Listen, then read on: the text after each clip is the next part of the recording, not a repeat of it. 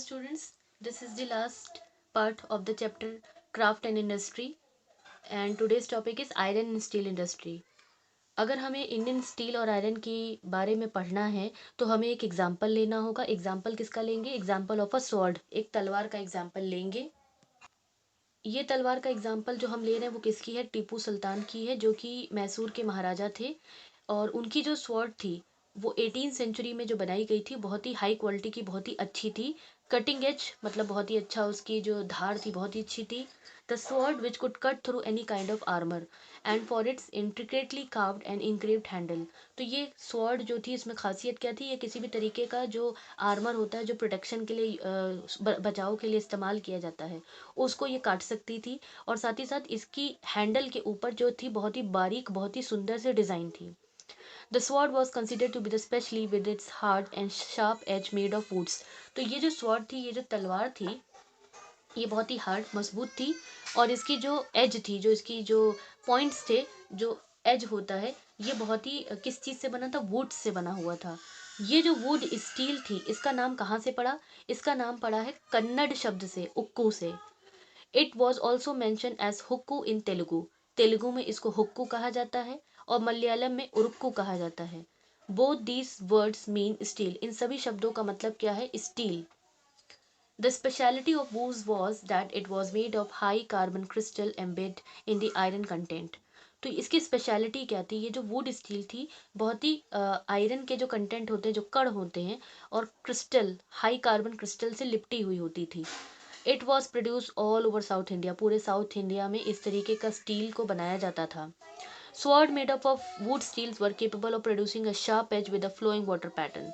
तो ये तलवारें जो होती थी, जो स्वॉर्ड बनती थी वुड स्टील से, ये बहुत ही शार्प, बहुत ही तेज होती थी। 1800 में फ्रांसिस बुचेन, एक ज्योग्राफिकर, एक जियोलॉजिस्ट, एक बोटानिस्ट, जो कि स्कॉटलैंड से बिलोंग करते थे, इन्होंने इंडिया का साउथ पार्ट में काफ़ी टूर किया, काफ़ी ट्रैवल किया। इन्होंने वुड स्टील की टेक्निक के बारे में काफ़ी पढ़ाई की। He studied the technique of how would steel was created. इन्होंने पढ़ा कि ये वुड स्टील कैसे बनाई जाती है, इसकी टेक्निक क्या है। इन द स्मेल्टिंग फर्नेस इन मैसूर। तो मैसूर के बहुत ही बड़े बड़े भट्टी जो नहीं होती, फर्नेसेस होते हैं जहाँ पे पिघलाया जाता है स्टील को, वहाँ पे इन्होंने देखा कि इसको कैसे बनाया जाता है।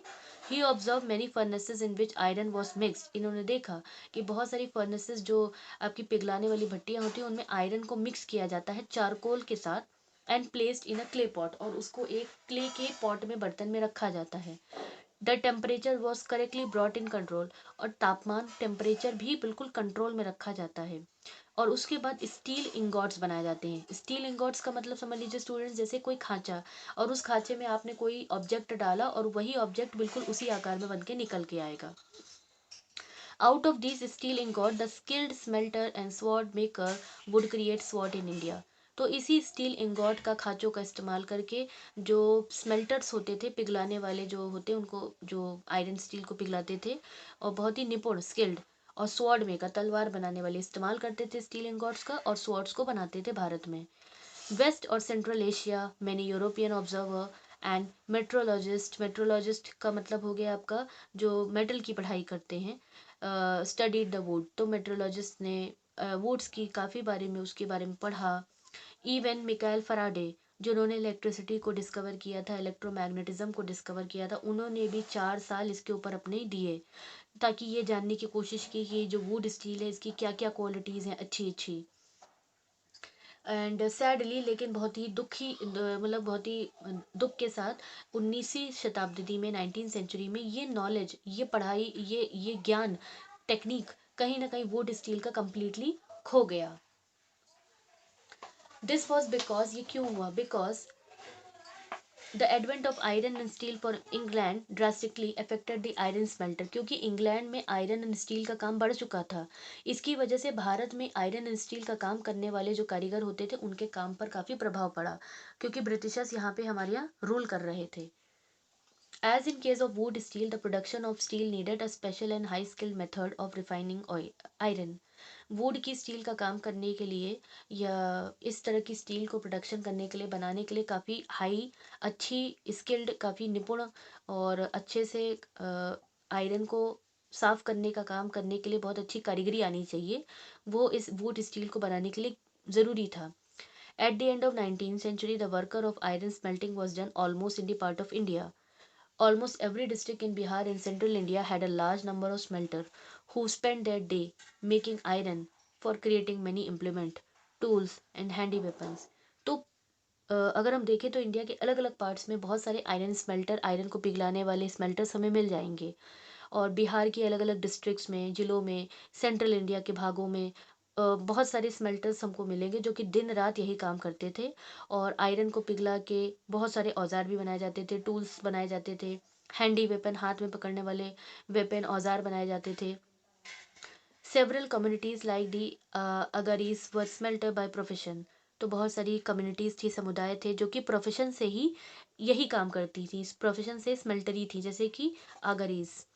इन मोस्ट ऑफ द प्लेसेस, कई सारी जगहों पे the furnaces were made using sun dried clay bricks. तो जो भट्टियाँ बनाई जाती थी वो धूप में पकी हुई जो आपकी जो ब्रिक्स होती हैं, ईंट होती है, उसका इस्तेमाल करके फर्नेसेस जो होते हैं जो आपकी बनाए जाते थे। The man engage themself in smelting. महिला जो आपके मेंस होते थे वो स्मेल्टिंग का काम करते थे। And the women help in pump the bellow to keep the charcoal burning. और जो महिलाएं होती थी वो एक तरीके से भट्टियों को जलाए रखने का काम करती थी, मतलब वो चारकोल उसमें जलता रहे। और बिलोस का मतलब होता है एक तरीके का device constructed for blowing air, मतलब हवा जाती रहे और उसमें ब्लो करती रहे, एक तरीके का वैसा डिवाइस। तो महिलाओं का ये काम था कि वो चारकोल जलाती रहेंगी और मेंस जो थे वो स्मेल्टिंग का काम पूरा करते थे। Now decline of craft of iron smelting. अब कुछ रीजंस जिनकी वजह से आयरन स्मेल्टिंग जो आयरन का पिघला के जो चीज़ें बनाई जाती थी उस तरीके के काम में गिरावट क्यों आई। Number one, forest law laid down by the British did not allow the villages to collect the wood from the reserve forest area. Britishers ने फॉरेस्ट लॉ, जंगल के नियम बना दिए थे जिसकी वजह से गांव के लोगों को लकड़ी इकट्ठा करना मना था। और वो फॉरेस्ट एरिया जो कि रिजर्व्ड हो चुके थे, कि मतलब सिर्फ उसमें ब्रिटिशर्स ही जा सकते हैं, उस तरह के एरियाज को पूरी तरीके से बंद कर दिया गया था कि वो रिजर्व फॉरेस्ट से कोई भी लकड़ी नहीं ले सकते हैं। The villagers, the craftsman and the smelter also let the source of would. तो जो वुड होता है, जो लकड़ी है, तो उनको जब मिल ही नहीं रही है तो वो जो जलाने के लिए यूज़ करते थे, भट्टियों को जलाने के लिए जहाँ पे आयरन पिघलाया जाता था, स्मेल्ट किया जाता था, तो जब लकड़ी ही नहीं है तो कैसे करेंगे। The smelter needed the wood for charcoal and also for iron ore that was found in some of this forest area. तो स्मेल्टर्स को लकड़ी चाहिए होती थी, चारकोल के लिए आयरन चाहिए होता था, जो कि इन जंगलों से कहीं ना कहीं मिल जाता था, वो अब मिलना बंद हो गया। इसकी वजह से स्मेल्टर्स को मजबूरी में आके अपने इस काम को बंद करना पड़ा। And made them choose different work in places far from their furnaces और विलेजेस। तो उनको अपने गांव से काफ़ी दूर जगहों पर दूसरे दूसरे कामों को ढूंढना पड़ा।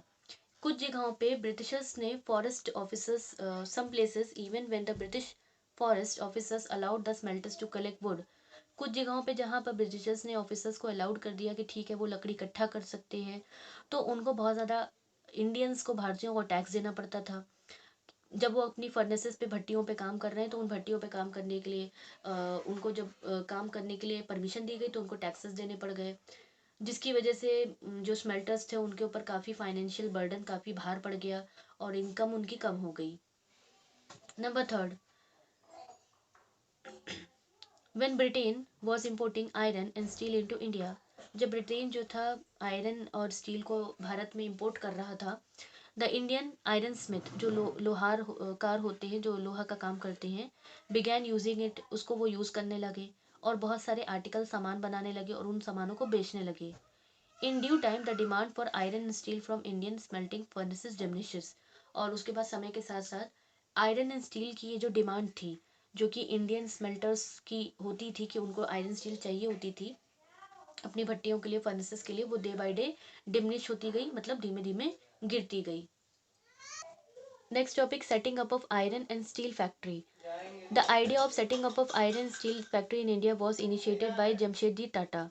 भारत में आयरन एंड स्टील इंडस्ट्री को स्टैब्लिश करने का जो आइडिया था वो जमशेदजी टाटा के द्वारा इनिशिएट सबसे पहले लिया गया। इनकी डेथ 1904 में हुई। He however died in 1904 before he could fulfil his dream, मतलब अपने इस सपने को पूरा करने से पहले इनकी डेथ हो गई। Tata and iron and steel company was set up on the bank of river Subarnarekha at Sakchi, now known as Jamshedpur. तो ये जो Tata and steel iron company थी आपकी, ये सुबर्णरेखा जो नदी है उसके पास में सेटअप करी गई, साक्षी के पास में। और ये साक्षी आज के नाम पर जमशेदपुर के नाम से जाना जाता है, जो कि झारखंड में है। टिस्को ने स्टील को प्रोड्यूस करना 1912 में स्टार्ट किया। Industrial development was very slow under the British, क्योंकि यहाँ पे ब्रिटिशर्स थे, इसीलिए हमारे देश में इंडस्ट्रीज में डेवलपमेंट काफ़ी कम हो रहा था, स्लो हो रहा था, क्योंकि हमारे भारत की इंडस्ट्रीज को सपोर्ट करने वाला कोई था ही नहीं। It was during the first world war when the British industries became occupied with meeting the need of war. तो ये पहले विश्व युद्ध के दौरान की ही बात है कि जब ब्रिटिश की इंडस्ट्रीज थी, वो तो अपने वॉर के टाइम पर अपनी ज़रूरतों को पूरा करने में उनकी सारी इंडस्ट्रीज बिजी थी। और यही वो टाइम था जब इंडियन इंडस्ट्रीज़ को मौका मिला, उनको बहुत सारे ऑर्डर्स मिले, और इस तरीके से हमारी इंडियन इंडस्ट्रीज धीमे धीमे डेवलप्ड होने लगी। Import of steel into India from Britain decline. तो जो स्टील हम पहले ब्रिटेन से मंगाते थे, वो अब हम भारत में खुद बना रहे हैं। धीमे धीमे ब्रिटेन से स्टील का इम्पोर्ट गिरने लगा। Britain now looked to TISCO. तो ब्रिटेन अब टिस्को की तरफ देखने लगा, ताकि जो स्टील की ज़रूरत है वो टिस्को से पूरी की जा सके, ताकि इंडियन रेलवे के लिए रेल बनाई जा सके। इसी दौरान इसी वॉर के दौरान TISCO also produce shells and carriage wheel. तो जो आपके कैरेज व्हील्स होते हैं, मतलब जिसमें सामान लाद के ले जाया जाता है, तो वो सब भी टिस्को बनाने लगा। 90% of steel manufactured by TISCO. तो एक तरीके से जो ब्रिटिशर्स थे, कॉलोनियल गवर्नमेंट थी, वो 90% से ज़्यादा स्टील जो यूज़ कर रही थी, वो कौन बना रहा था? टिस्को बना रहा था। इस तरीके से टिस्को जो थी एक बहुत ही बड़ी स्टील इंडस्ट्री में बदल गई, और ब्रिटिश एम्पायर के रहते ही हमारा जो टिस्को कंपनी था वो बहुत ज़्यादा डेवलप्ड हो गया, इतना ज़्यादा बढ़ गया। Industrial expansion occurred only because British export decline. तो हमारा इंडस्ट्रियल एक्सपेंशन क्यों हुआ? क्योंकि ब्रिटिश का इम्पोर्ट कम होता गया, और इंडिया के जो गुड्स थे वो धीमे धीमे बढ़ने लगे। आफ्टरवर्ड नेशनल मूवमेंट डेवलप्ड, और इसके बाद हमारा नेशनल मूवमेंट बढ़ता चला गया। Industrial class became stronger. Industrial class था धीमे धीमे स्ट्रांग होने लगा। The demand for government protection also grew, और साथ ही साथ गवर्नमेंट की प्रोटेक्शन की डिमांड होने लगी कि सरकार जो है हमें मदद करे, तभी हम अपनी इंडस्ट्रीज़ को डेवलप कर पाएंगे। The colonial government had to concede many of the demand, और मजबूरी में आके ब्रिटिशर्स को, कॉलोनियल गवर्नमेंट को, हमारी बहुत सारी डिमांड्स को पूरा भी करना पड़ा। The chapter is over. Thank you.